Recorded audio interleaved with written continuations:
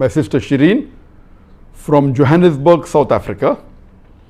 In the present scenario of coronavirus, if the school gets opened, should I send my son to school as he has a chest problem and he easily gets bronchitis?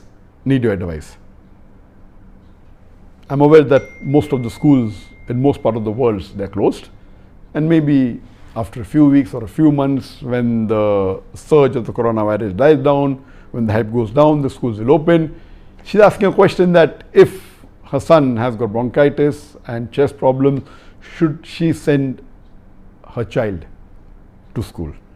And as you may be aware that COVID-19, that is coronavirus disease 2019 or SARS-CoV-2, the full form is severe acute respiratory syndrome coronavirus 2.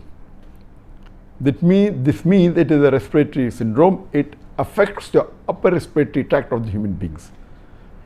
And if those people who have upper respiratory tract already, it's more chances they'll get affected, and if they get affected, it can be more fatal. So if your son is having this disease, it is preferable that he delays, should go a bit more late, so that the surge and the cases is completely low and the curve of this coronavirus COVID-19 is flattened. It's better.